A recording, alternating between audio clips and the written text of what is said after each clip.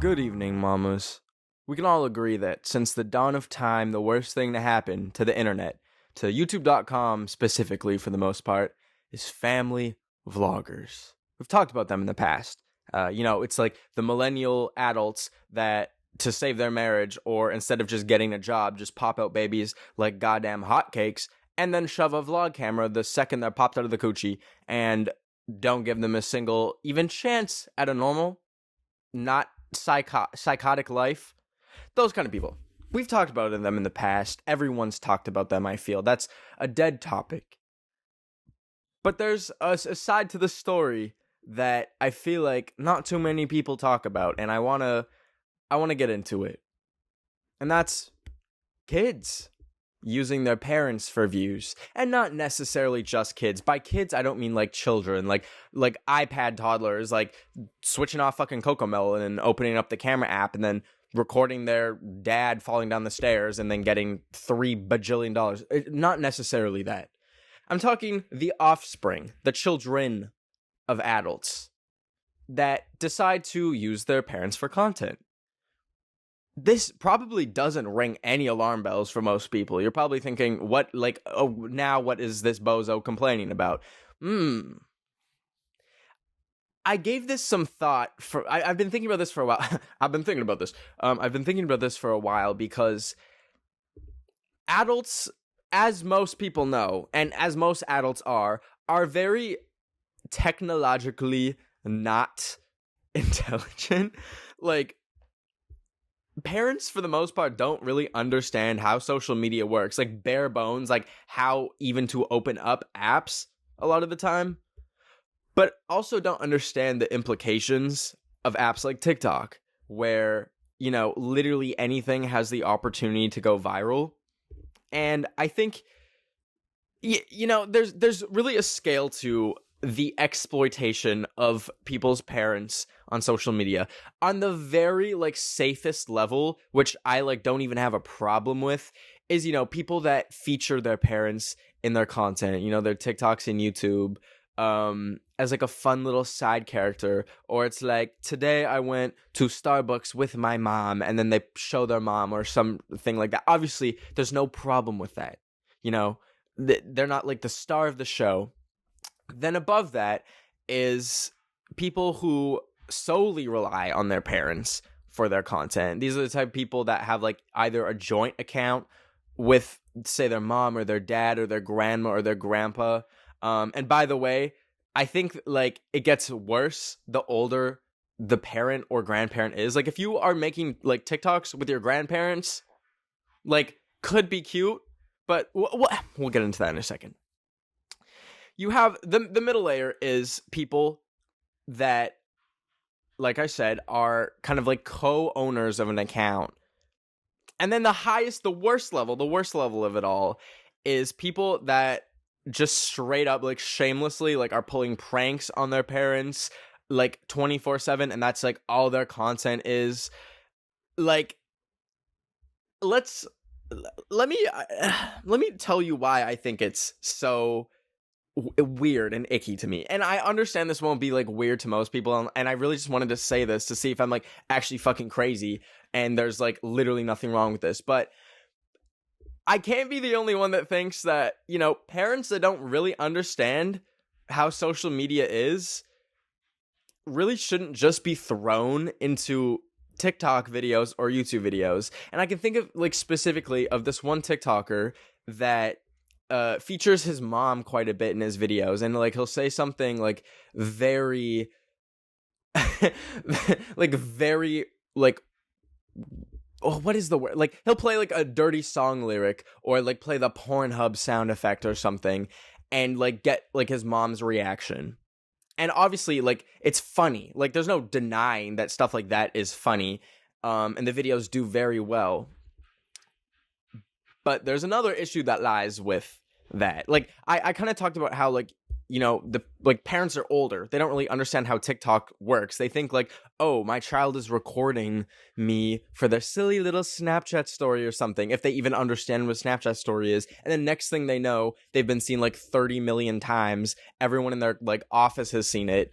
So that's why I say like I don't really know if like parents or old people like can consent that much to being in a TikTok video.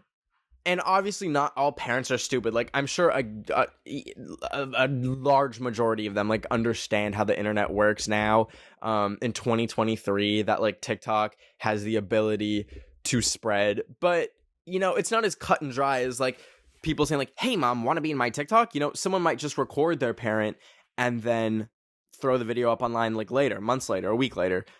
And they're not even aware that they were in a TikTok. So there's that aspect to it, which is like half of the problem that I have with the whole concept. The other half isn't really like a problem that affects anyone other than the person that's making the video. So say I just started like recording my mom because my mom could fucking levitate or something. Imagine she just literally started, like, she had some magic power and could levitate, and I like recorded funny videos of my mom levitating above the dining room table. It's funny at first. You could probably milk it for like 20 or 30 videos, but then all of a sudden you have this weird dynamic where all of a sudden I have this following, and it might be under my account. It might be like, imagine alternate universe Ben of the Week, where it's literally like me, but all the videos are about my mom that can fucking float. So, you have these creators that, and by the way, right now I'm talking about that middle level of creators, like not ones that are like actively exploiting their parents necessarily, like pulling pranks and stuff, but children that their whole account is pretty much their parents. So they have the situation where they kind of like think they're like, influencers, and, their account is their face, their name. But clearly everyone follows to see the mom, to see the dad, to see like the funny elder that is doing goofy things. Or if we take it to the higher level, like everyone's following that person to see their hijinks that they're playing on their parents. And this, like, I really want y'all to like kind of keep this in mind whenever you see someone post like their parent on TikTok. And a lot of the time like weird things that parents do are like one-off situations. Like, say grandma drops the fucking Thanksgiving turkey and slips and falls, and someone posts it and they're like, ha ha ha ha, look at granny. That's like a one-off thing. You're not like building a social media career off of that. But I want you to, like, if you ever notice, like, say a verified account that's like always featuring their parent, give it some, give it a little bit of thought. Like, kind of think what the dynamic is, I guess, because I think there's a lot of healthy dynamics when this happens, when someone begins to build a following based off of like solely their parent. There's good ways to do that. Like, I'm sure like you can have a conversation with your parents or whoever the elder is that's featured in the video and be like, hey mom, like, listen, like, you're like, we're blowing up, and there's money involved. Like, freaking Coca-Cola wants to give us $20,000 to have Coca-Cola can sponsorship video or something like that. Like, there can be conversations to have it be healthy, but I feel like far too many times I've seen people like straight up just like take advantage of their parents, like, not dumbness, but like ignorance to the platform, and like rightfully so. Like, why the fuck would parents like even really care about TikTok? But it's just kind of weird to me. So to relate this all back to family vloggers and that dynamic, obviously like the kids can't really consent to being in family vlogs. They're like literally children. And even if they do consent, even if they're like, oh my God, this is the coolest thing in the world, like I get to be YouTubers and I'm like 6 years old, they don't really understand like the full on like complications that come with that. So there's really no way, in my opinion, for kids to consent to being like in a family vlog channel. But, it's a little less worse when it comes to parents, because obviously if, like, things start going, like, haywire, say, like, God forbid, like, the parent, like, loses their job or something, they can, like, back out of it. They're, like, they, at the end of the day, are the parent. Like, say the kid that's posting it, like, lives in their house, they can, like, ground them or some shit, or take their phone away because they have authority. Or if it's, like, an older child, they can be like, you need to, like, act fucking grown or something. They have options, so it's not, like, as dire of a situation as, like, the freaking 7-year-old child that's, like, forced to play with, like, 10 different toys a day for 30 different YouTube videos. Otherwise they get, like, all their shit taken away or, like, sent to, like, an orphanage. It's not, like, that crazy. So, like, I don't want y'all to think I'm, like, ringing the fucking alarm bells. But there's also another, like, weirder, kind of, like, sadder aspect to it, which is, like, I like debated, like, bringing this up because it's, like, kind of morbid, but, like, they're gonna die.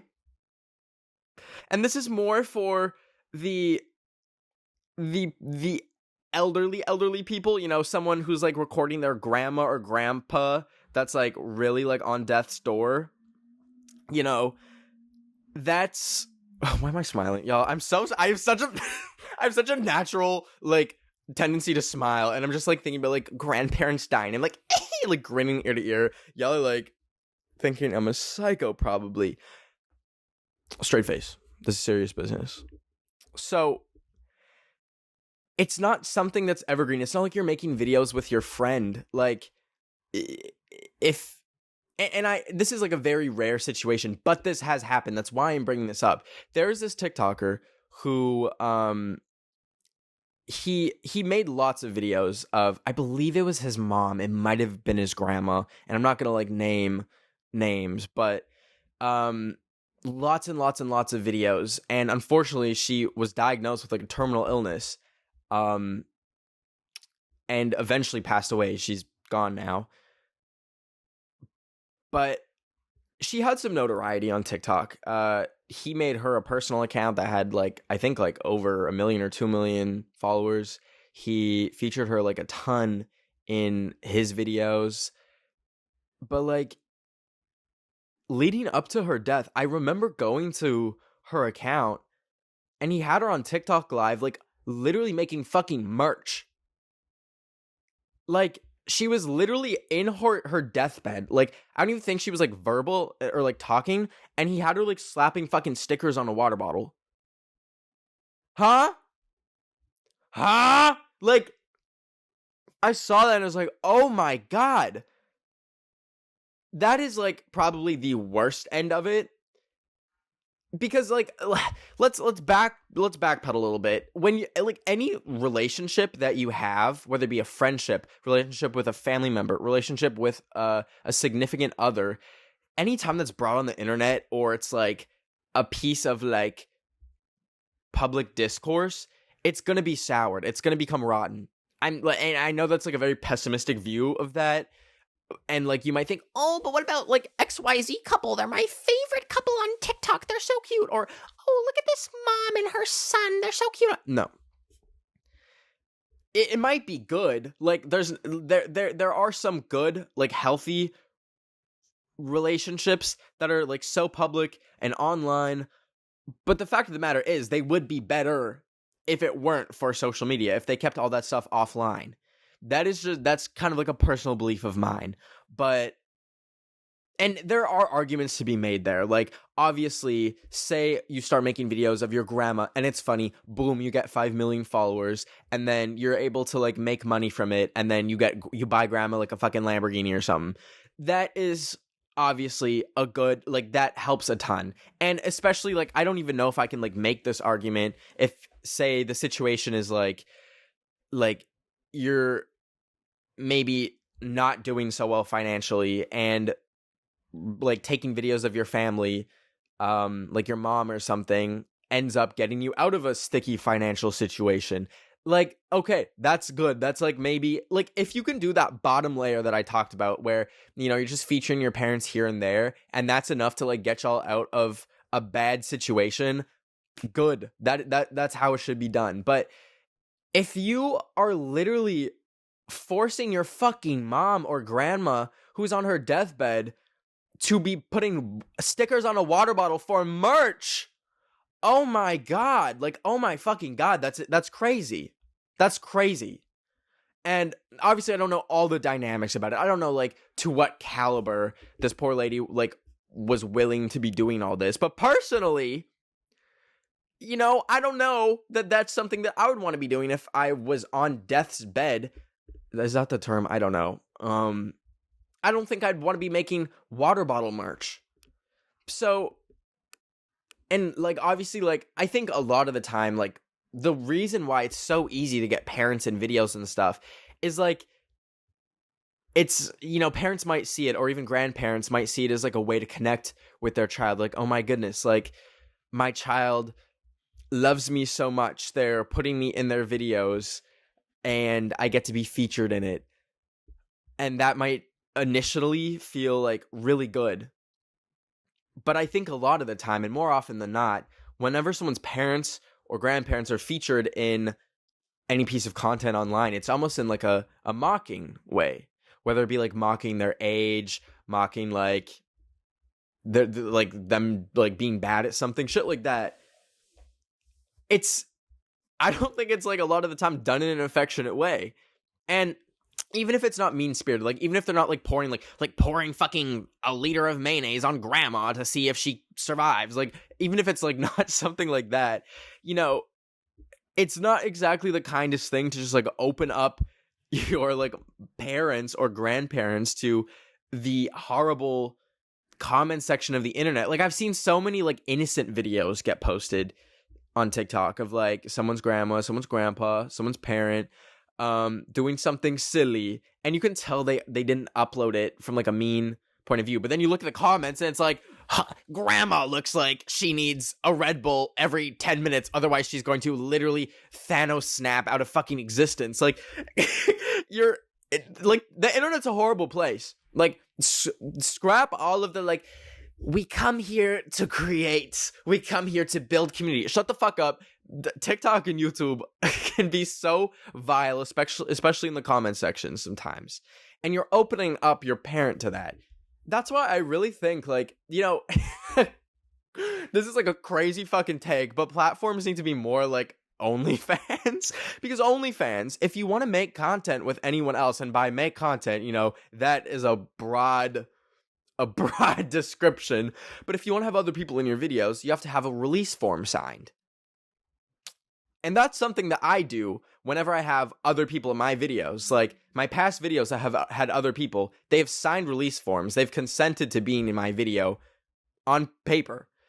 So that is, I think, something that, like, maybe TikTok and YouTube needs to look into. And, you know, that's already something that is a big topic of debate for people that do, like, kind of in-person stuff. Like, you know, the on the street, like, interviewing New Yorkers type videos. Like, some people have gotten in trouble for just, like, recording people. But other TikTokers that do that sort of content, they'll literally track down the people that were in the video and get them to sign a release form. And if they don't sign it, they don't put them in the video. And, you know, it's interesting because if you're not familiar with, like, what a release form is, it basically just says, like, you're okay with being filmed and it being, like, uploaded to the internet and being, like, edited however. And they're, like, really a weird piece of, like, legalness, because you can sign it, and depending on what it says, like, the video can be edited in any way. It can take any spin, any tone, despite, like, any kind of, like, listen, I'm not a fucking lawyer, so I don't know, but, like, that's in a jiffy, like, how they kind of work.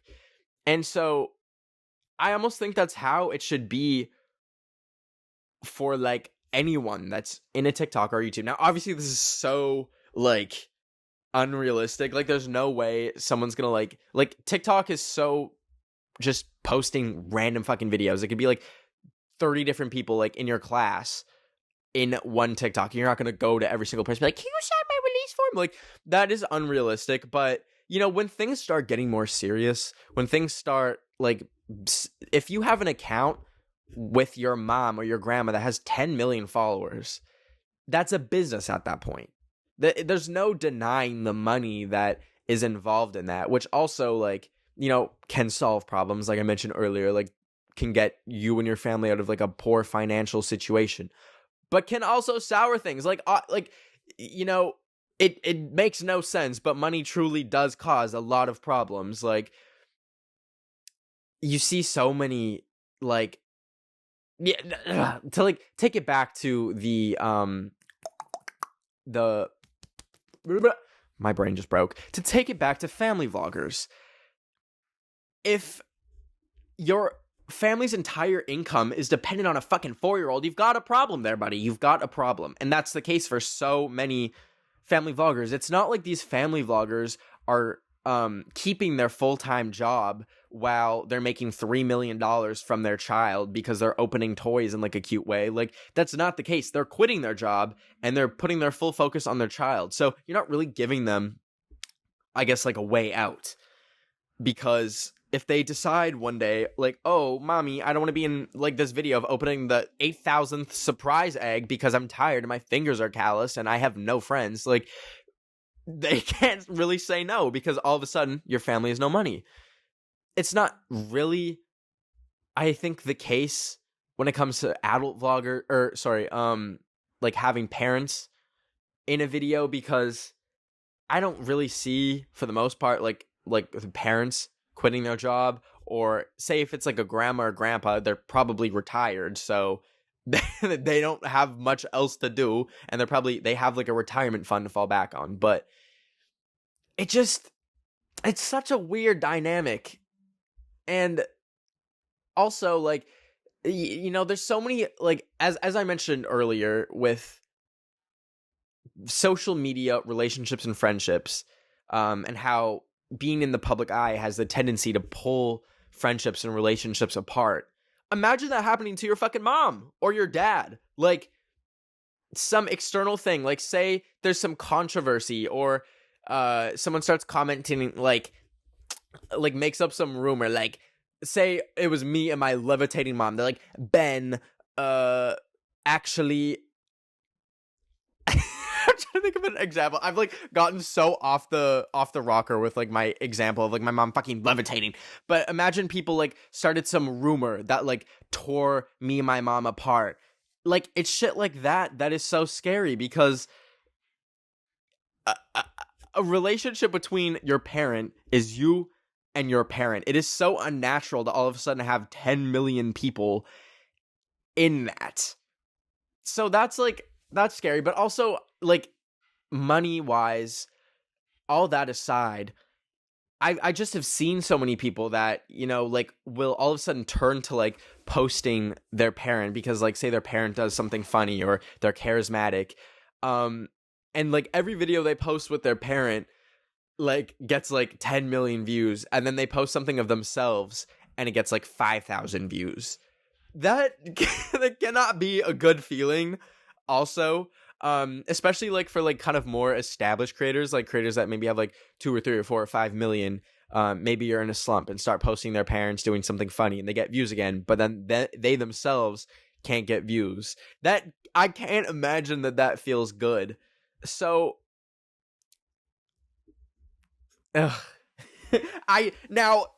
taking it back to me, I think I've literally posted one TikTok with my dad in it, and I posted one video on YouTube with my mom in it once. We went on Omegle, and then later, I can't remember, I think it was either she like kind of just expressed not wanting to be a part of it afterwards, or maybe I just like was, I can't remember, but for whatever reason, I took it down. I privated it because I realized like I was growing, and, you know, I'm comfortable like handling whatever hate I get my way. Like that's my cross to bear. TikTok comments being mean to me are my cross to bear, my burden. But I'd never want to like inflict that onto anyone else. So I removed the video.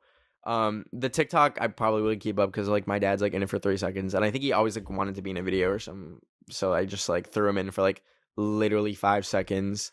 But I'm glad that I haven't gotten into the realm of hey mom, go do something funny so I can get views and money. And I think just like in general, you know, this kind of problem can be applied to so many different situations. Like people that have pet accounts. Do y'all remember that like one like dog that looked like it was on the verge of death? Fuck, I can't remember its name. It like really looked ratty. Like it really looked rough, and then it straight up died, and the account owner just never posted again, and like has lost that entire thing that he was like putting time, money, getting money from. Like, oh, it's gonna bug me what that dog's name is. Y'all will probably remember. I think it started with an S or something. But if you're going to do social media, and if you want to do social media, it's so important to like make sure that whatever you do, you can keep doing, and you can keep doing by yourself. You can't have like the shining star of your social media to be any external factor or something that you can lose, or someone else even. That is why I'm so like, and this is like a very stubborn take, like, ugh, this is just how I feel personally, but that's why I don't have an editor. This podcast has an editor. Shout out my editor. She's too good. She deals with every horrible like file that I send that is like corrupt and like has 4,000 different splices or has no audio. Trooper. Absolute trooper. Thank you, Amelia. But on my YouTube channel, like my main YouTube channel, I have no editor. I very rarely get someone to film my videos for me. I try and do as much of it as I can myself, mainly because I know how like annoying it would be to edit my videos. Like I just have like no work ethic, or by work ethic I mean like I will just like work until 2 a.m. just because I like don't like something, and that's not something that I could ever subject to another human. Like just sending in like random revisions, being like, oh, I don't like this, can you like fix this? If it's me, I can abuse myself and like do that, but I would never like even if I'm paying someone to do that, I don't think I could ever do that. So it always boggles my mind when I see like you creators that have like a team of like 10 people. I'm like, how do you do it? Like, and also I'm just a terrible leader, like in any fucking sense of the term. Like I am just a horrible leader, and would probably have 4 panic attacks a day if I had employees. Like my ass should not have employees. I'm just like I am for the most part incompetent when it comes to so many different things. So the thought of being someone's boss, couldn't do it, baby. Couldn't do it. And that is a whole other topic and tangent that I might get into another day. I have a whole like notes app of like things I want to talk about, but that's one thing that I find a little interesting. But backpedaling, I do think it's important to make sure, like, if you really want to do social media, like, that you can do it sustainably, that you're not relying on the exploitation, and not, like, saying that in a good or bad way, like, but exploitation, like, using someone else for views and for your content. So this might be a little controversial. This literally is not controversial. It's just like at most a bad take, but I just feel it's a little weird. I think it's a little weird. Not Bet of the Week being the moral compass of the internet. No. I feel like I that's why I get like a little weird whenever I talk about topics like this, because I feel like I have no place to talk about like anything like I have no moral high ground to be speaking on, because I've made videos in the past that were like absolutely like A, annoying, and like B, morally just like not completely sound. Ding ding ding, Zoom hacking YouTube videos. Those were so fucking obnoxious. That's part of the reason why they're gone, but not the full reason. Once again, still can't talk about that. But let's wrap this shit. let's wrap this up. It's bad when I've gotten into like 4 different tangents. But tell me what you think about this whole kind of situation. It's not even a situation. I'm just making it a situation. Also, life update. This is my last week in Japan. I'm so going to be absolutely distraught when I have to go back to North America. I'm going to throw up for 14 hours on the plane. It's not going to be cute. I have been having so much fun in Japan. I finally started posting Japan content because I came here for like a month in November and like literally posted nothing, but I posted 2 Japan videos now. So I posted a video of me going to Cat Island and a video of me only eating from vending machines for a week. So if you want to see what I've been up to, want to see what silly hijinks Ben of the Week has been getting into, check it out on my YouTube channel.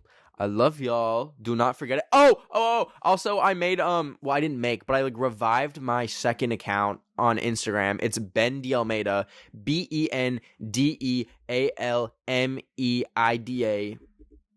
I almost forgot how to spell my last name. And it's gonna be freaking lit. It's gonna be awesome and epic. I'm gonna post lots of exclusive content and topics. Okay, let me shut the fuck up. I love y'all. Have a good week. See you next Wednesday. Please rate this podcast 5 stars if you like on your Spotify, on your Apple Podcast. See y'all. Bye.